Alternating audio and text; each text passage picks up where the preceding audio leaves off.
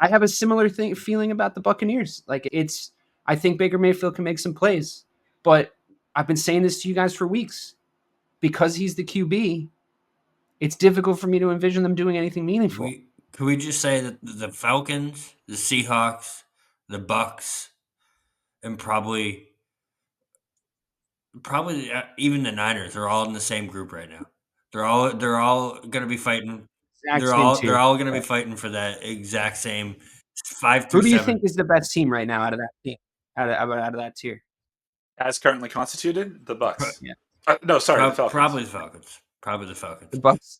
But the Seahawks, injury report. Bucs? I think it's a tie between the Falcons and the Seahawks, because even though the Seahawks just beat the Falcons up, they're so similar when it comes to their talent. They both have great wide receivers. They both have great running backs, and they both have quarterbacks that at times are fraudulent. So they're very, very good, not great. Very, very similar teams. So I mean, they're all in that same exact tier, right in the middle there.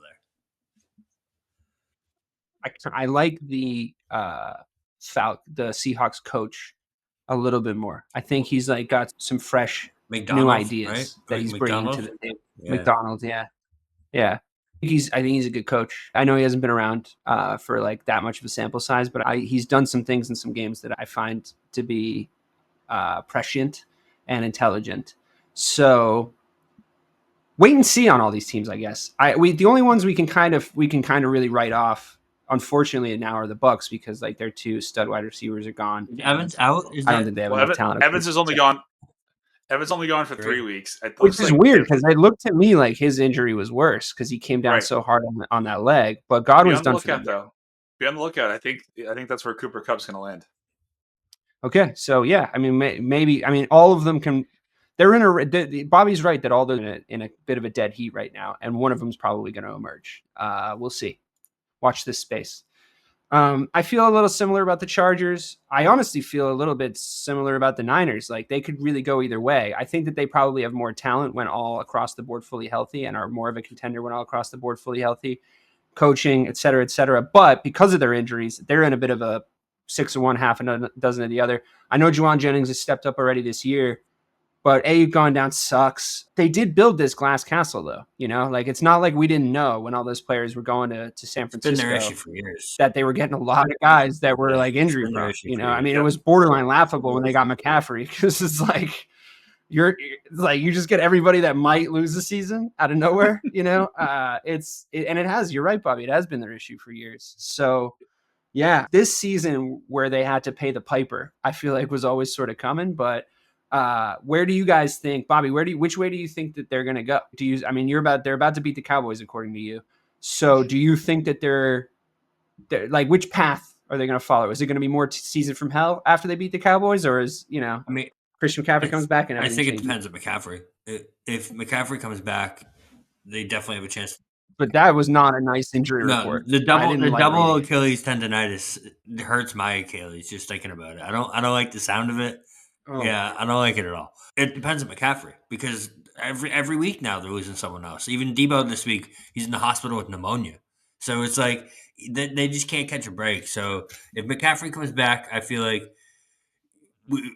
it takes a lot of pressure off of Purdy, because that's really what it comes down to. Is like you said, Purdy's not. And that O-line hasn't looked too fresh either. You know, he's been running for his life to a certain degree. Purdy's great. He's exactly what you see. He's better than good, but he's not great. So you need to give him those weapons around him. That's why he looks so good, because he has Debo around him. He has McCaffrey. He has all these guys. And as soon as you take him away. I still don't think that this proves that he's like a system guy or he's a fraud or anything. I don't think so. Anybody that loses all weapons all at once. He's not a top. I wouldn't put him top 10. He's like number 11 or number 12. You know what I mean? That's fine though. I don't know if anyone's claiming that he's like, the best QB ever. I just think he's good. I just think he's like, people slandering him for making the throws he's supposed to make last year just annoyed me, I guess, is like sort of what, it's like, okay, like he's a system guy. Okay. To me, it was as dumb as people being like, is Jaden Daniels a system guy? When like the Commanders still were just racking up points after he went out with the ribs this week. I'm like, no, he's not. They were just already shitting on them It's just like, so it's fine. Like, no, he's not a system guy. Cliff Kingsbury is a decent offensive coordinator in the first half of the season, but we'll see. I hope he's healthy, by the way. Talked about the Bucs, talked about the Chargers. All right, we're doing the power rankings. Bears are at number 10. I hope he's healthy. I want to see the showdown this week. I want to see the full showdown. I want to see who's who. That being said, I still maintain if you had a take after 3 weeks on either quarterback, or you have a take after 7 weeks on either quarterback, you're wrong. Either way, however you feel about him, you're wrong, because even if you're right, you're not right because you're smart. You're right because you guessed right. There's no way to know. There's a few things more we know now than after 2 weeks. So the 2 week people, you don't even get in the room. If you had a hard take on either of those QBs after 2 weeks, you're not in here. You're not in the meeting. Please keep scrolling. After 7 weeks, okay, we've seen some stuff. Things we've seen. I think Jaden Daniels officially has an elite deep ball. I think he officially has an elite ability to pass the ball deep. Ironically, Caleb Williams does not have that. He's still dialing in his deep ball, his go route stuff. He's looking better.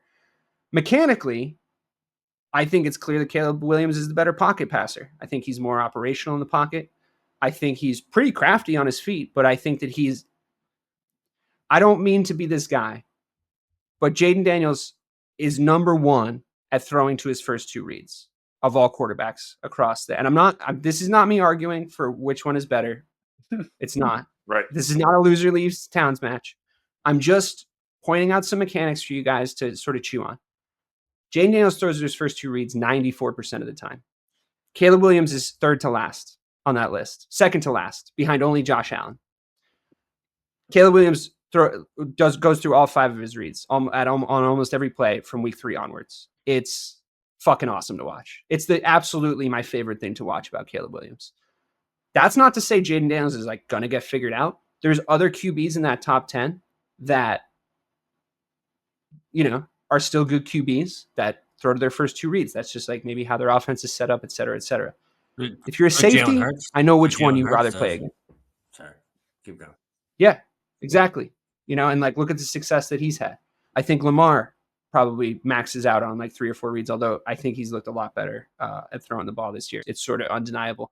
I don't know. I don't know if one guy is great. I don't know if neither guy is great. I don't know if both guys are great. I just know that the mechanics for both teams' fan bases should be happy.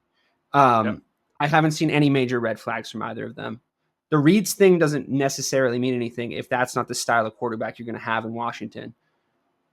You got a rookie QB, and he's basically made you the best team in that division. So more power to you. I'm really excited to play them. I think we're going to win. I think the Bears are going to win. No. I think our defense is better than their defense. What? You don't think I'm realistic about this shit? You don't think I've been beat down enough that I've been like at least a realist as we come in here? I'm not pulling the Caleb Williams Express in yet. I want to. Yes, you are, and you should. You should be. That's what you should be doing. You suffered long enough, dude, that your lens of objectivity when it comes to anyone the Bears play this year is probably out, as it should be, because it looks like you have the guy.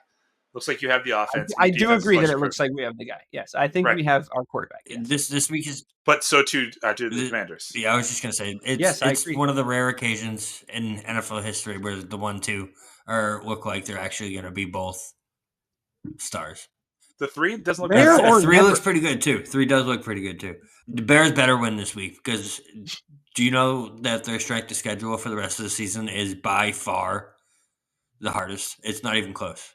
It's not even close for the rest of the season. So they better win this week. Yeah, but you know what? I mean, I did tell you guys that they had a tough schedule. It's tough at the back end, but also the NFC North might be the best division to ever play a season of football, and we got to play all those fuckers twice. So I find it insane. Like the one scenario that I never would have been able to think still of. Play your entire 4-2 and the 4 twice. Yeah, we haven't played anybody yet. We haven't played anybody yet in the division, but. Right. The Bears being 4-2 and the 4th best team in the division is bananas. That's how we lost the bye week